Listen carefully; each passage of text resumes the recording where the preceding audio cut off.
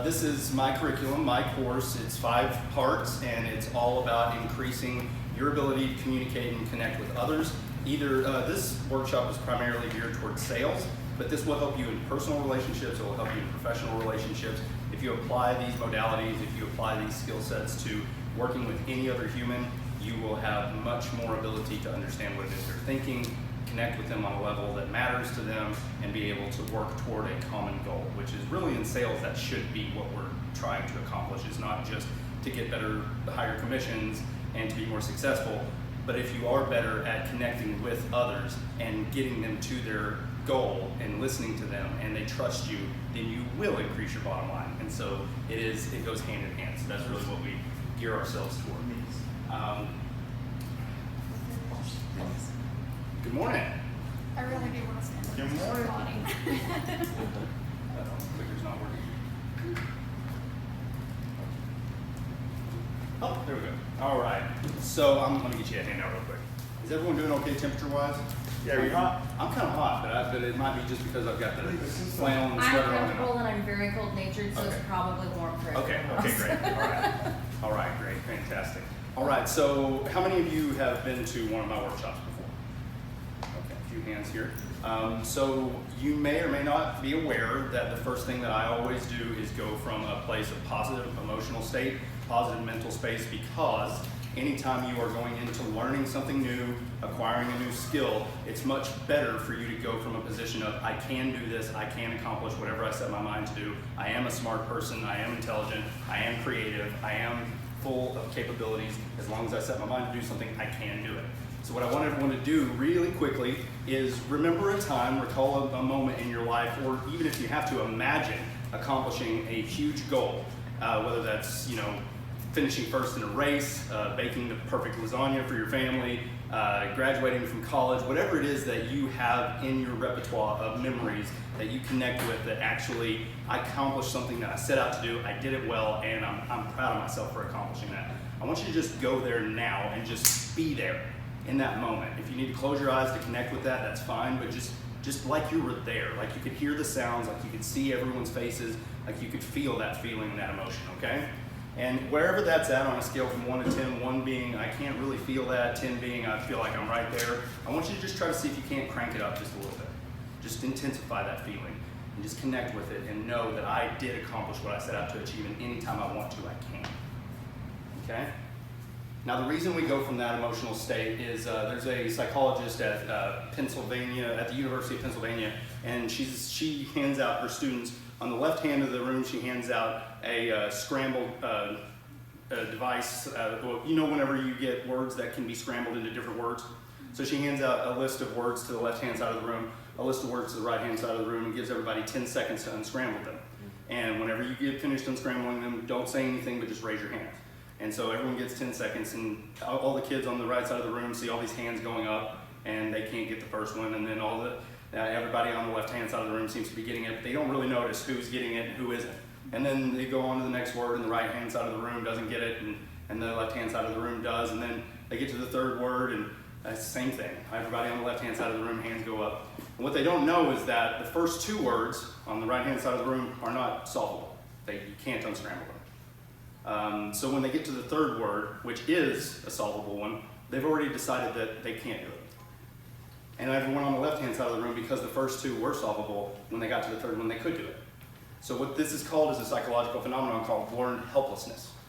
So if you start from a position that I'm not good at something, the likelihood of you actually being able to accomplish that, achieve that, and learn that goes way, way down. So we always need to go from a state of I can accomplish it. If I really want to get my mind wrapped around this, if somebody else could do it, I can too. Okay?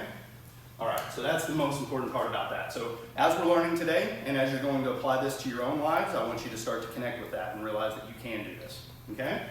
All right, so what we want to talk about first are what's the purpose of today. And anytime we talk about purpose of anything, we talk about frames of reference, okay?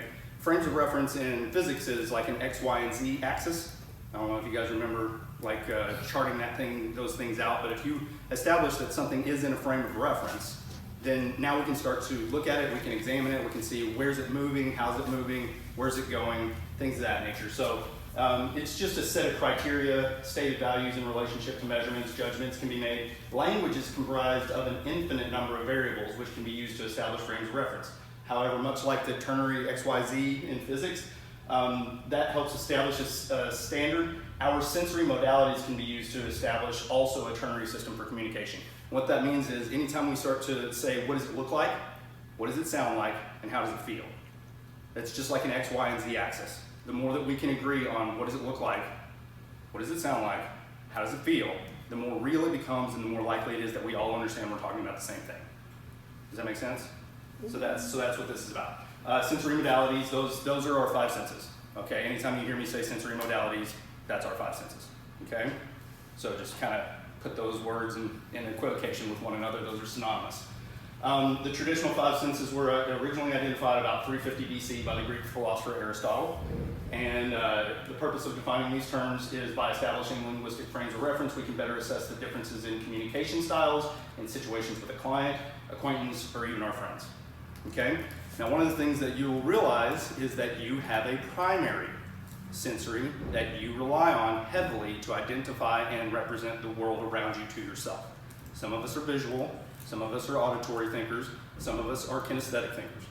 Okay? And then there's a fourth that not very many people know about and get confused a lot with auditory, and that's internal dialogue. People that have a conversation with themselves and they keep a narrative, where it's like they're telling themselves the story all along. It's almost like they're hearing it back in their own mind. Okay? And that's the fourth kind of internal dialogue. As we're going to take a representational test here in just a minute, and that will help you start to identify what you are.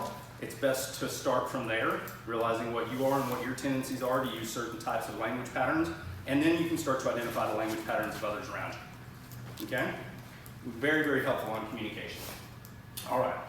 Why should we learn to profile and understand the language of others? So today we're talking about prospecting others. So we're talking about profiling and prospecting. So whenever I walk up and I meet somebody, the faster that I can identify what type of personality they are, what type of language they prefer to use, what type of body language, what type of mannerisms, all this type of stuff, the more likely it is that we bond, we get in rapport, we trust one another, and we develop a relationship rapidly.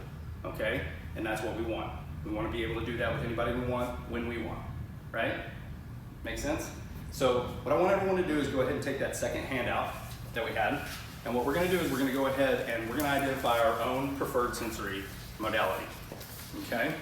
So what you do is you rank these. Each one is on 1 to 4. So read every line, and whichever one resonates most with you. Julia, you've already done this. I was going to say, do I need to do it? Yeah. And you pick whichever one resonates most with you, and that's a 4.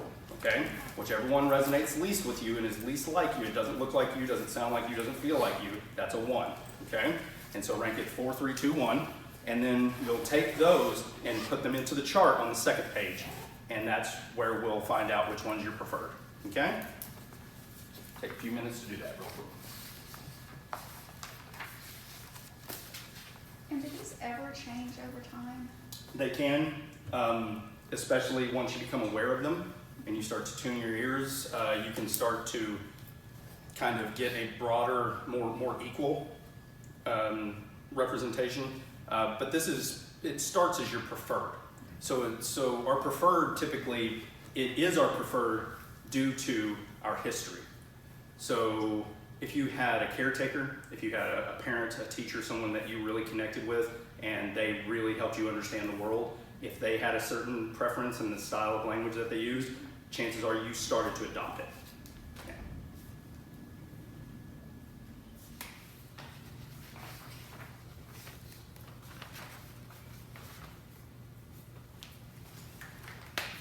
Julia, do you remember what your primary was? I believe it was, give me the options again, I'm sorry. Visual, auditory, kinesthetic, internal dialogue. Kinesthetic, and then auditory was right there, Okay. really close. Yeah, very high.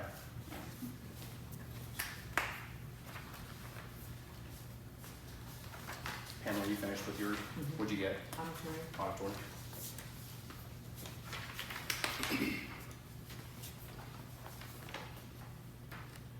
Was any other one close? Internal dialogue. Internal dialogue. Within 2. I will Hearing others and hearing myself. I will go out on a limb and guess that you're also in your disc profile a high C. That you're I a critical don't thinker, recall. cautious, and Yeah. you need She a lot of- knows me. lot of data, a lot of analytics, a lot of calculating. That's what's cool about this. Patrice Is knows that me well. you're gonna start to see a lot of stuff that just knowing some of this will help you identify others really rapidly and kind of be able to talk their language. So that's what this is. That's what this is all designed around. Understanding ourselves first, being okay with it, accepting it, and moving I on. need a blank copy to take home. You can, yeah, I've got extras back there. You can absolutely have them. And anybody who wants a digital copy, email me. My cards are on the table back there, and I will send you digital copies of all of this, including the PowerPoint. Interesting. What'd you get, Justin? Internal dialogue. Internal dialogue. Me too. Yeah, I'll say internal. That's what you got. Internal I dialogue, was talking to myself. which is usually rare. Yeah. Yeah. Yeah. Internal dialogue is the most rare. So I wonder if that correlates with the organization. It might correspond with a group of people who are willing to come in on a Saturday and learn. Amen. After a party. I started saying that the night before. And it doesn't actually mean anything. It just means that that's how you represent the world around you to yourself.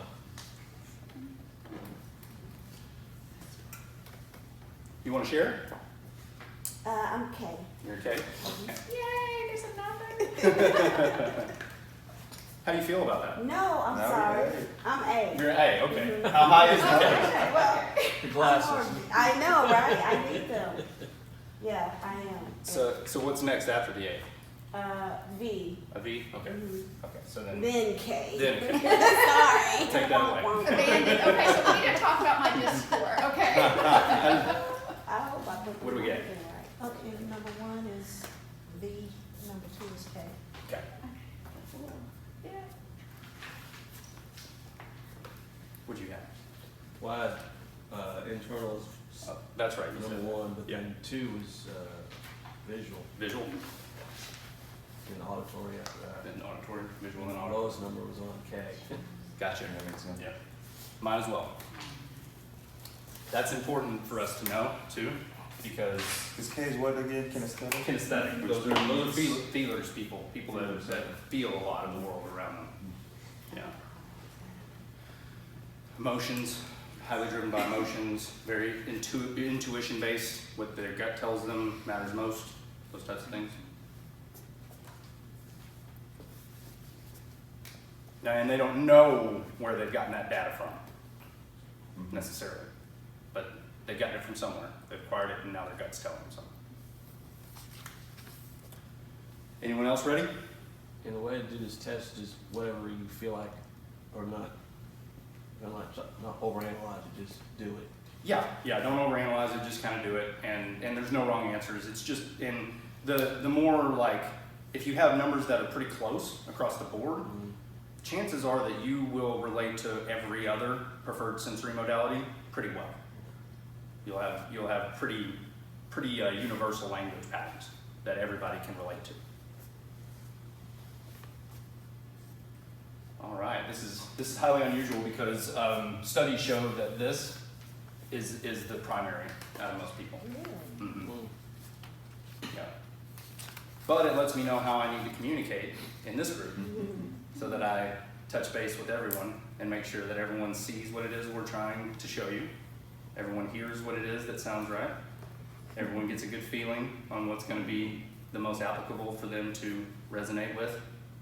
And then finally, I need to present the data in a way that you'll be able to analyze it rationally and use it, utilize it, right? Did you guys see how I used all 4 sensory modalities there? That's great. Same exact thing, using it visually, auditorily, kinesthetically, internal dialogue. Okay? So once you identify whoever it is you're speaking with, you can start to use their language patterns to communicate whatever idea you want to them. You have yours? Visual. Visual? Did you finish yours in the back yet? Still working? All right, good deal. So the first step in this is identifying yourself. Become aware of the type of language that you prefer, because that's the type of language that you'll default to anytime you're uncomfortable, anytime you don't know the answers, and that may not be the best for the person you're speaking to and trying to communicate with. So what we want to do is, whenever we meet a new person, because we already know now what ours is, we need to be picking up on the cues of what are they. Starting to try to identify what is their preferred language pattern so that I can utilize that language pattern in order to communicate well with them, so they get a good feeling of what it is I'm trying to express, so that they want to look at what it is I'm trying to show them, so that they can hear me out, and so that we can come to a conclusion on the best ways to move forward from a rational position, okay, where we've acquired all the data that we need to move forward. Does that make sense? Yes, ma'am? I'm I. You're an I? Okay, internal dialogue. Man, a lot of internal dialogue people. Okay, that's great. So why do we need to learn to profile and understand others? Here's a few basic reasons that I have put in the PowerPoint presentation. But Machiavellian psychology suggests that if you profile people around you, you'll be less inclined to be involved in personal conflicts. So if I start to learn that that person just likes drama, I can just exclude myself from that. I don't have to get involved with that. Doesn't mean I hate them, but that's their world, not mine. You know? Personal effectiveness is a common subject in professional development, and understanding your own preferences can help to increase your productivity, engagement, and ultimately your personal and professional development. So by understanding our own profiles, by understanding our own language patterns, we can actually start to develop ways of increasing our own productivity, becoming better professionally and personally. Using profiling tools can help supervisors, parents, teachers all gain a mutual understanding and respect for their team, their kids, the people they're working with. By knowing how they tick, how they work best, and how they interact with others, leadership can develop more efficient strategies for leadership, goal setting, problem solving, and getting feedback. Some of us are driven by theoretics. In theory, we want to see what works, what doesn't work. Some of us are driven by money. Like, if it's money, I want it. Let's go. I'll do it. Some of us are driven by aesthetics. What looks best? If it looks right, if that's the type of outcome I want, that's what's going to look right. Some of us are driven by politics. Like, what matters in the world, and how am I going to have the biggest impact? But if you start to identify your team and see what drives them, you can better motivate them, people around you, personally and professionally. Okay, so we can also help with the giving them feedback, so helping them to identify what areas work for them. If you're using the right language patterns, that will resonate more with them. They'll really want to hear you out, get a better feel for that. Okay. Understanding personality types and preferences can help a sales team to provide a better service, connect with their customers, and evaluate their own effectiveness. Make better first impressions and stronger rapport by quickly identifying how much information the prospect needs and how they like to be approached, resulting in an improved customer experience. Okay? You got some people that are going to want so much information it's going to drive you crazy. And then other people are going to be decision makers where they want to see it now. They want the numbers they ask for, and they want it now. Let's just do it right now. I'm ready to go. Okay? So you're going to start to see what types of personalities are going to garner that. So keys to success. We got 3 steps today. Step 1 is we're going to discuss and uncover the 4 profiling models of the DISC profile, D's, I's, S's, and C's. Then we're going to develop a binary Q&A model to determine their profile quickly. So these are 2 questions. It'll help you really fast and really rapidly discover, are they a D, are they an I, are they an S, or are they a C, so that you can move forward. Okay? And then finally, step 3, we're going to learn value elicitation. Most salespeople are always trying to figure out how can I make others see how important my product is, how valuable my product is. How can I help people really hear me out and get and feel it, in the bones? Why is my product better? That's the wrong approach to sales. You need to find out what's important to them in the world. What's the most important thing to them in the world? And try to identify whether or not your product aligns with what's most important to them in the world. That's good. Does that make sense? Mm-hmm. So that's value elicitation. And finally, we're going to tune our ears. We're going to start to focus on the languages that matter to visual people, auditory, kinesthetic, and internal dialogue, so that we can start to tune our ears, hear those things, really feel whenever we're connecting with other people, see what it is they're trying to show us, or make sure that we're on an analytical basis with them to where whenever they're speaking to us, we can analyze the data and put it into use. Okay? All right. Step 1, we're going to discuss and uncover the 4 profiling models of the DISC. Okay? So, D's. D's are decision makers. I don't know what page we're on in our handout, but we're now in the booklet. So you should see this diagram, and that's what page we're on here. Page 3. These are our decision makers, and that's how they approach problems. That's how they make decisions. Now you can see D's and I's are on the top portion. S and C's are on the bottom portion of this little diagram. That's a good visual representation for you to bear in mind whenever you're asking binary questions, okay? This diagram right here tells you everything you need to know about profiling others to put them in a disc profile, okay? I's are interactive people. They love to have fun. They love people. If you get on social media, their profile picture has people in it, okay? And they love to share their opinion. Boy, they want you to know what they think, okay? S's, they're stabilizers. Security is important to them. They don't like change. They love security, okay? And they tend to pace everything within their environment that way too. If you seem like somebody that's going to cause a whole lot of change and a whole lot of ruckus in their life, they are not coming around you, okay? Cautious people. These are procedure people. They prefer established protocol and standards. They want the data. They want the analytics. You start telling them fish stories. You start telling them how much fun they're going to have, and they're going to tune you out. They don't want anything to do with that, okay? All right, so on the next page, we should have a list of these. What I want you to do is circle out of these columns.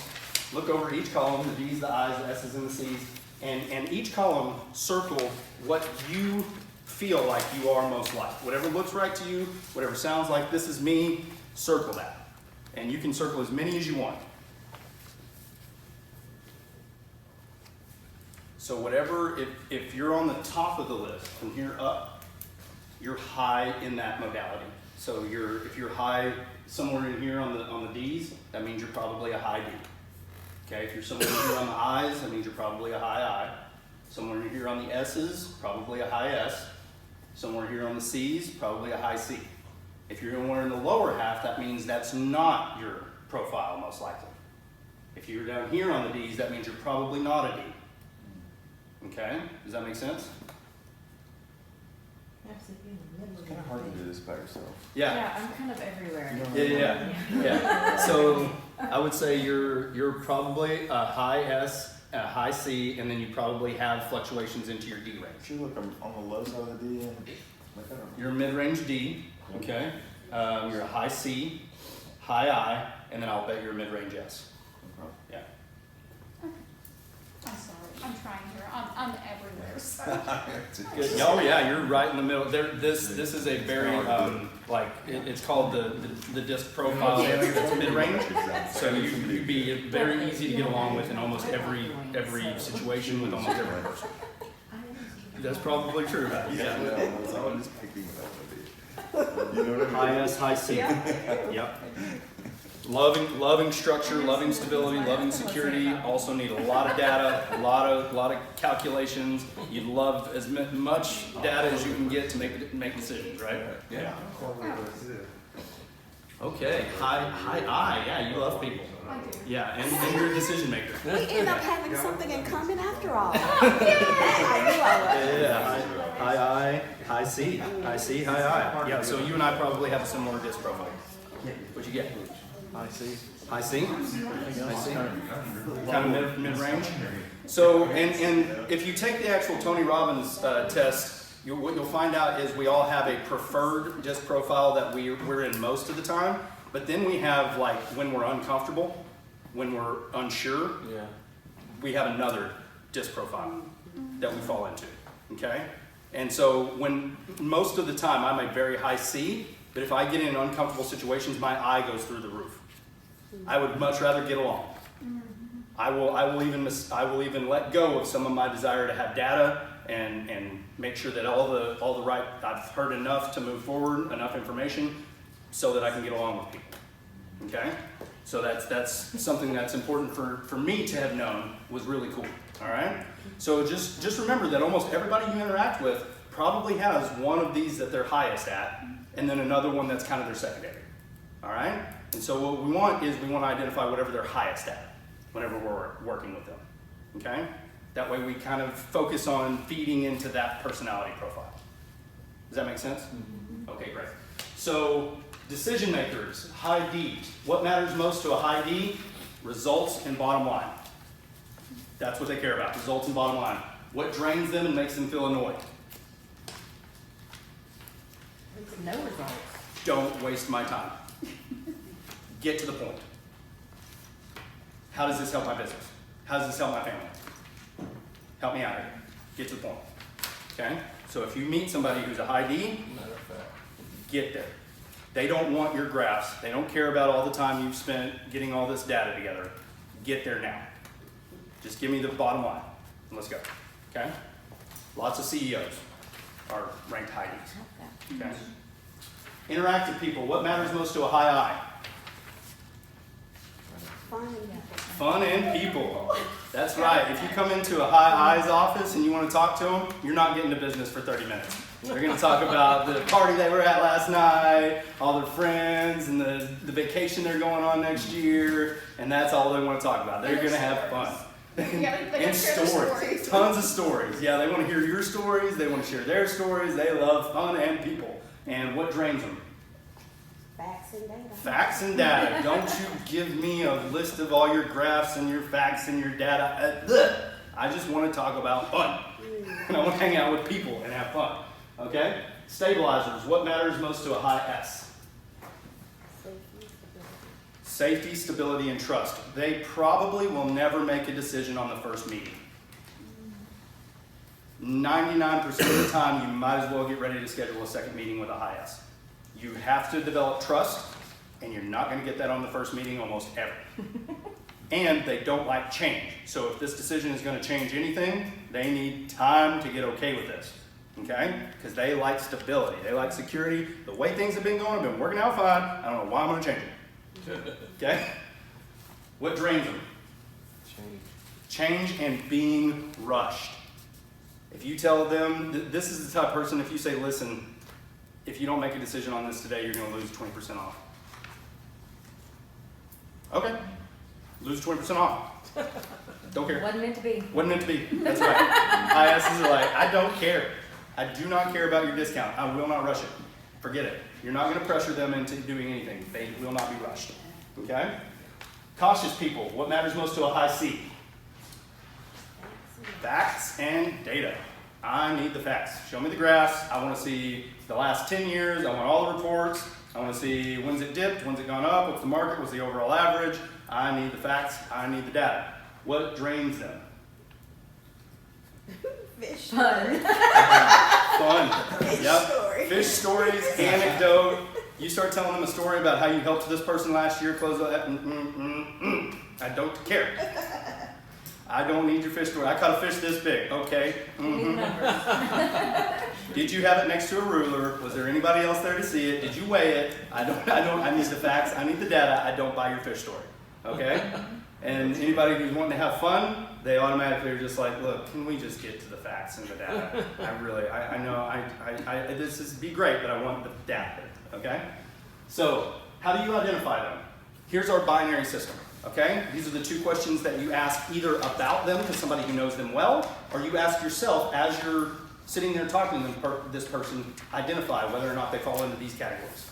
Okay? So the first question, does your audience, the person you're talking to, your prospect, your client, person, do they tend to be more fast and outgoing, or do they tend to be more deliberate and reserved? If you say fast and outgoing, that's going to put them on the top of that chart. Okay? Fast and outgoing, that's going to be you and I. Okay? If they're fast and outgoing. If they're deliberate and reserved, that's going to put them on the S or the C, bottom half. Okay? So that's the first binary question. You can identify quickly, are they a D or an I or an S or a C by saying, are they fast and outgoing, or are they deliberate and reserved? Okay? Second question you're going to ask once you get this identified is, do they tend to be more results driven or more people focused? Are they more detail focused or more process oriented? Okay? Does that make sense? So if they're more driven and focused, that's going to put them on the DC side. Okay? So if they were already deliberate and reserved, and they're driven and focused, it's going to be a C profile. Okay? If they're more people-focused, process-oriented, And you already found out they were fast and outgoing?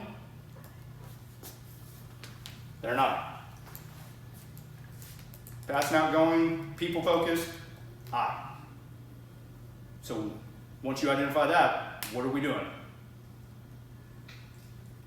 Change our language. We're changing our language, and we're focused on fun. We're gonna have fun, we're gonna tell stories, we're gonna focus on what they prefer. That's their personality type. Not mine, but I'm going to work with their personality. So I'm gonna find an area of my personality that fits with that. Okay? And that way we connect, because people like to do business with those that they know, like, trust, and value. So if they feel like that they know you, if they feel like that they bonded with you, that they can trust you, that they value you because you're like them, people like to work with people like them.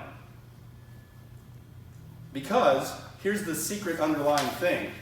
If you're like me, that means you're not crazy. Because I know me. I spend all my time with me. I'm not crazy. I see the world a certain way. So if you see the world like me, and you interact with other people like me, then you're not crazy. I can trust you. So that's why it's important to adopt these models. Okay? All this making sense? Yeah. Okay, perfect. So what are the questions that you ask whenever you first walk into a situation?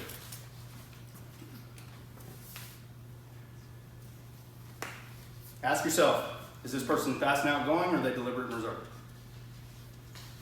Once you identify that, are they details and results oriented, or are they people and processes oriented? Just lay that model in. It's binary questions, 2 binary questions, 4 different categories. They're a D or an I, or they're an S or a C. Now they're either a D or an S, or an I or a C. Make sense? All right. Moving on. All right, value elicitation. What's most important in the world to them? Okay, our values are what determine what drives us, what we move toward, okay, in life. And certain behaviors are away from things that we don't like. That's what makes us run. We'll go the other direction. We will not do those things, okay? So most sales professionals begin with the wrong questions, like what's most important to you in a car, or what's most important to you in a home. Focus on their values. Get their value elicitation first. What do they care about in life? Julia, some of this is probably... I'm now all in. Yes, you're probably remembering some of this stuff from some of our sessions. So focus on their values, and that'll help them prioritize which attributes of a car are most important in reality when they make a decision. Okay? Because they may think they know what they want in a car, but if you start to identify what they want most in life, they may realize that that sports car isn't going to be conducive to what they want most in life. And then you'll look more like a professional rather than a salesperson. Yeah. Okay? Professionals sort, amateurs set. Okay? All right. So, 4-step model and value and solicitation and mapping. All right? What's most important to you in life? What are your values? These are easy questions to ask somebody. This is not hard, and almost anybody's happy to talk about it. So does anybody want to do this real quick? It's worth it. What's most important to you in life? What matters most? Trust. Trust. Okay? Are you okay to just work with you for a moment? Sure. Okay, what's next? Stability. Stability. Okay. What's next?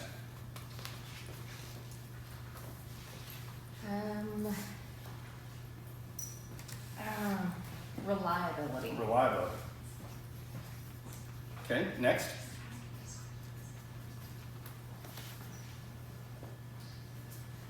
Peace. Love it. What else? Are there any other emotions you have to feel every day? Honestly, that probably sums me up right Is there. that pretty good? Yeah. What about anything concrete? Family, home, careers? I kind of feel like those build that. All this builds that. Okay, cool. All right, so if you woke up tomorrow morning and you could only have one of those things, Trust. okay?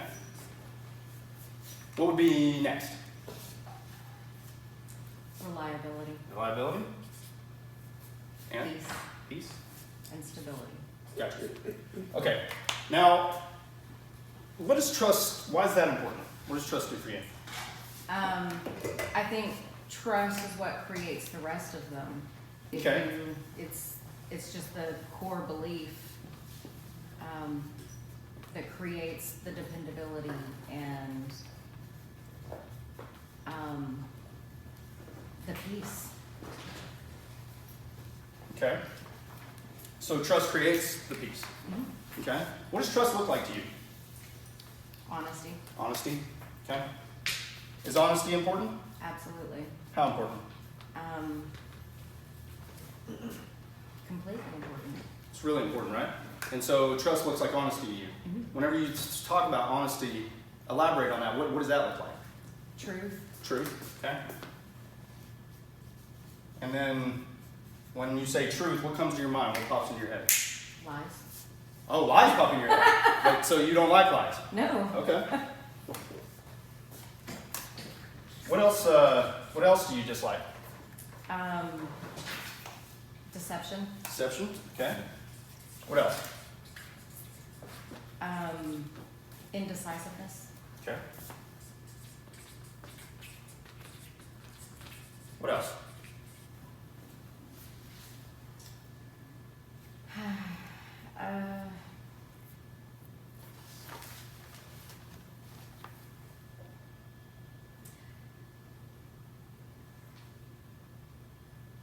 I don't know. That's okay. Yeah. Whenever you're thinking about the trust again, Mm-hmm. and the honesty and the truth, whenever you have those things, what in your life, what does that fix? What does that help you do? Relax. Relax. Okay. And whenever you relax, what do you like to do? Nothing. Like Chill. chill. Nothing. Like when you Read. chill, what do you do? Read. When you chill, you read. Mm-hmm. I normally do this on a yellow pad. Sorry, guys. Okay. So what do you like to read? What types of books? Self-help. Self-help. Okay. Self-help books. Gotcha. All right. Cool. Now, how does it make you feel whenever you have truth and you're able to chill and read and Productive. productive? Okay. Useful. Productive and useful. How important is it to you for you to be productive and useful? Pretty important, because if I'm not productive and useful, what's the point? I got you. So how does it make you feel whenever you know you are productive and useful? Proud. Proud? Okay. And whenever you're proud of yourself, how does that make you feel? What does that enable you to do? More. More? Just be able to do more. Okay. Be more productive and more useful. Okay. Okay. So how does that look to you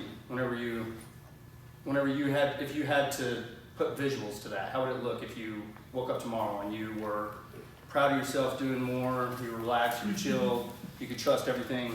My house will be clean. Your house would be totally clean. Okay. So is it important for you to have a clean and organized house? Yes. Okay. But it's difficult. Sure. Yeah, sure. Of course. But clean and organized, nice. Okay. Cool.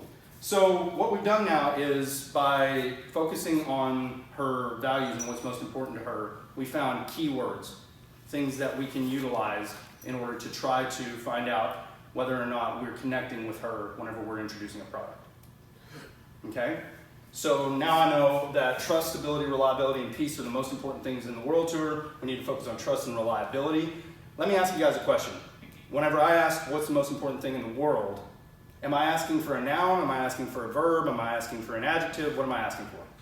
It depends on the person you're Sure, asking. sure, yeah. But so what tends to happen is, what's most important to us as humans, we think that it's going to be a thing, but what it ends up being is something that is entirely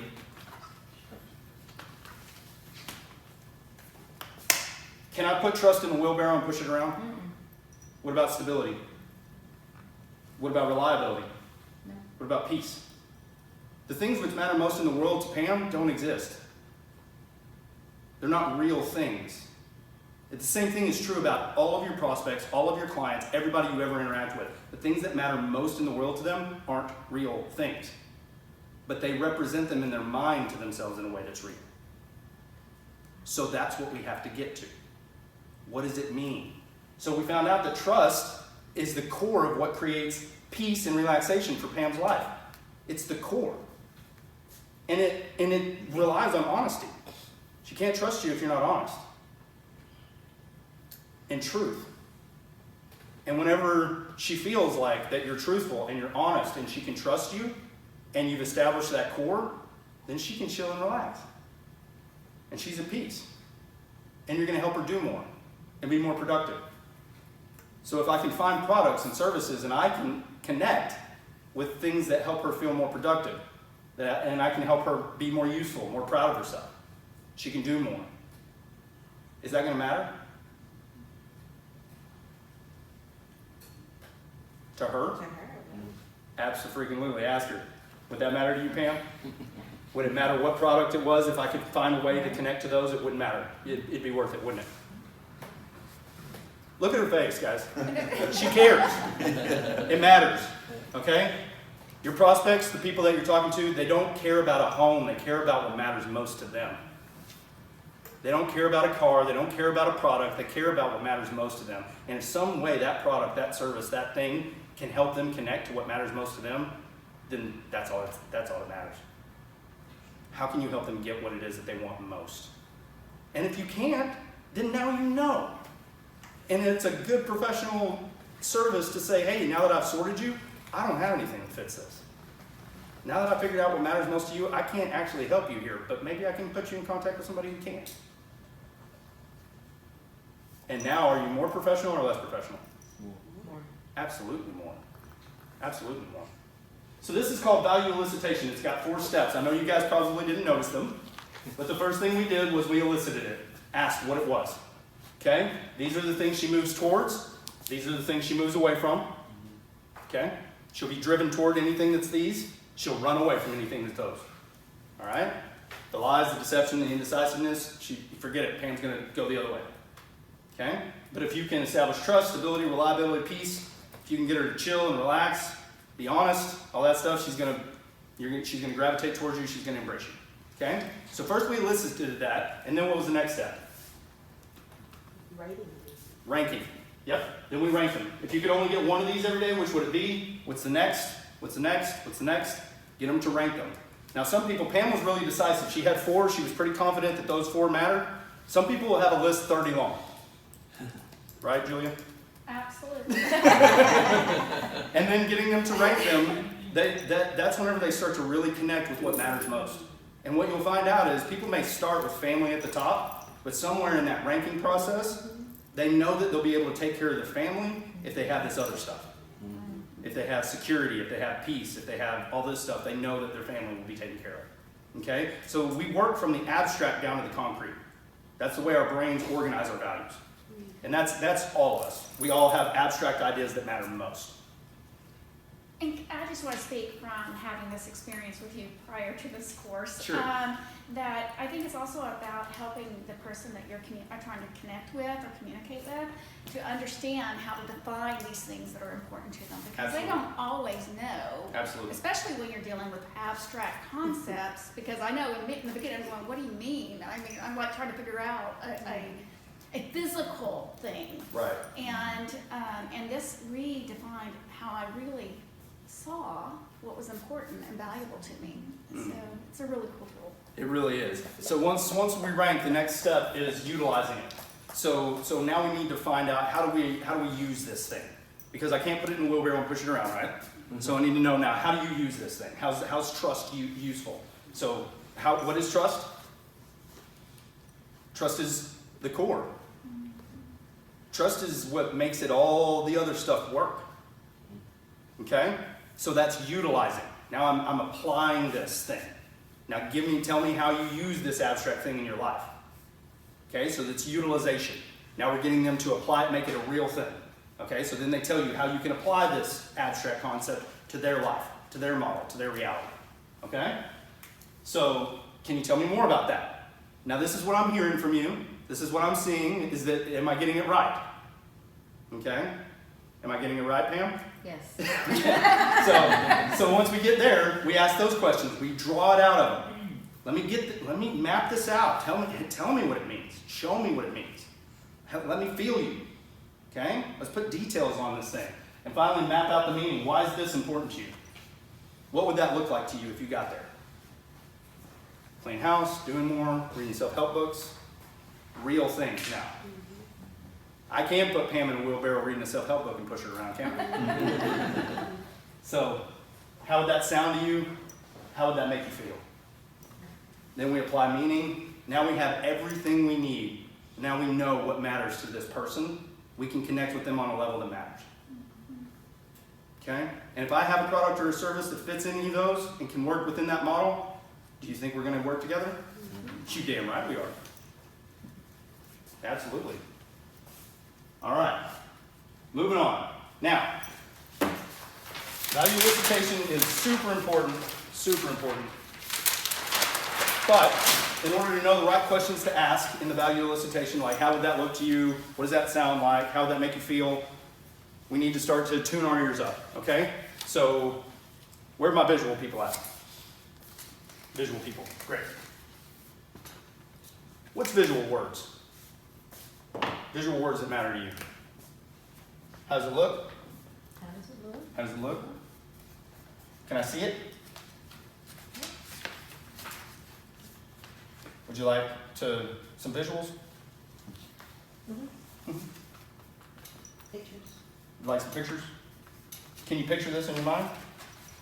Yes.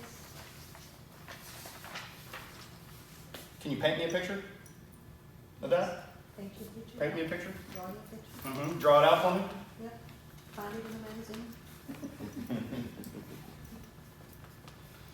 Visual people. How's that look to you? Show me. Can I send you some, show me? Can I send you some visuals? Can you paint me a picture of that? What does that look like to you? Show this to me. Okay? Tune in our ears up. If somebody's asking for you to show it to them, they'd like to see it, give them what they're asking for. Okay? Where are my auditory people at? Auditory people? All right. Auditory words. What matters whenever you're speaking to someone? I don't hear it. You don't hear it. You don't hear it. Listen. Listen. Listen, Linda. Listen. Listen. What else? Can I chat with you about it? Yeah. Have a chat? Call you next week? How's that sound?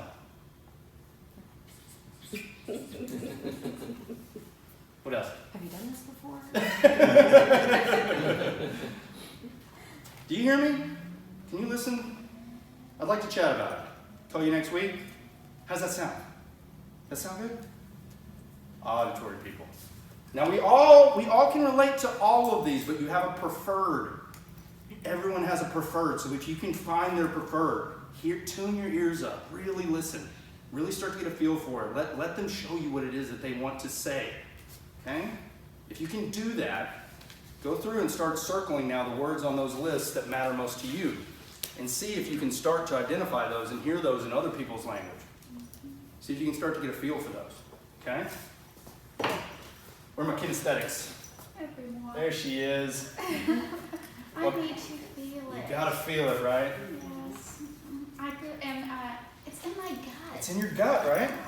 I need more support. Oh, support. Can we touch base? Oh. Oh, you'd love that, wouldn't you? Touch base. And, Okay. Reach out next week. Oh yes. Reach definitely out? reach Yeah. out, yes. What else? Oh gosh. What's your intuition telling you? Yeah, that's what that would be. Yeah. My intuition. Anything with a sensory sense of being able to physically connect in the conversation. Yeah. I'm going to be driven towards it. Connect. We gotta connect. A verbal hug. Even if you can give a physical one, that's even better. I love it. I love it. So kinesthetics. People that want to feel it, they check their gut. They need you to support them. I want you to touch base. Reach out. They get led by their intuition, so if you could just connect with them. Yeah, that's something This is a good body language connector. You don't even have to say My anything. heart. All right, internal dialogue, people. Where y'all at? All right, Justin. I mean, like I said, I just want the statistics or the facts or the truth. The statistics. I want to know that it's real. You know, like by looking at the statistics, you know, making sure that's how I make decisions of it. You want to analyze that? I want to analyze You know, like it. This is why I couldn't write Can I that report? picture. Can I report some of that to you? Yes. Report it. Make sure it makes sense. I Yeah. mean, Yeah. And how do things make sense to you? When do they make sense? when I can see the facts. See the facts, right? You need the data. Mm-hmm. You run the numbers? On the numbers. You got to run the numbers? What does research say? What does research say?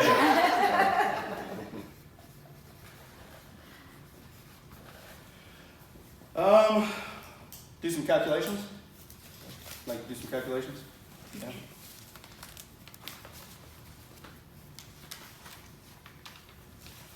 Are you processing this information? Right. Did that connect well with you? Could you feel that in your heart?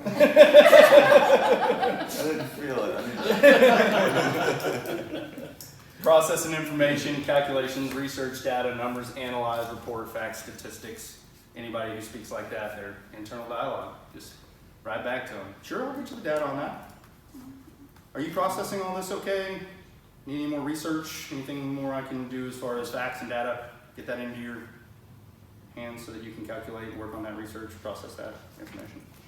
Would someone that is in the ID category, asking them a question, something along the lines, give me your thoughts or opinion, Mm-hmm. be a good verbal cue for identifying the ID, just simply based, I mean, is that a, just because I'm looking up there and I'm going, analyze, data, Right. learn. Yeah, so, So you want to first try to see if they provide those things. Anybody who's very quiet and not saying much, one or two things is going on. Either one, they don't trust you and you haven't built the rapport yet. Okay. That's going on first of all. Secondly, they're a high ID and they're talking to themselves. They're running all this stuff through their own mind right now. And so you can almost say, what are you thinking? Okay. Can you give me some feedback? What are you thinking? It's like Catrice had a seller recently that wasn't very satisfied with the updates of just like, oh, these many people came to the open house, or they just didn't really feel like the house was for them, or all these things that we normally say, and there's just nothing that could really appease him other than we just ran him hard data. It's been listed for 30 days. This many homes have sold. This many new ones have been on the market. This is why your house hasn't sold. Neither has anybody else. And he was only interested in data. He didn't care what people thought about his living room. Right. You know what I mean? Yeah. And So, and it's not you good to probably go didn't in. care how hard you were working on it either. Or what we thought or felt or saw or heard. You know what I mean? Didn't care at all. Yeah. Yeah. Facts. Yeah. I don't want your opinion, right? Right. Yeah. Give me your opinion. I want some updates on the facts, right? Yeah. So as you're starting to tune up your ears, really spend some time over the next few weeks listening to others and really starting to see if you can identify what type of language patterns are their preferred so that you can connect with them on their level. So what did we learn today? Recap?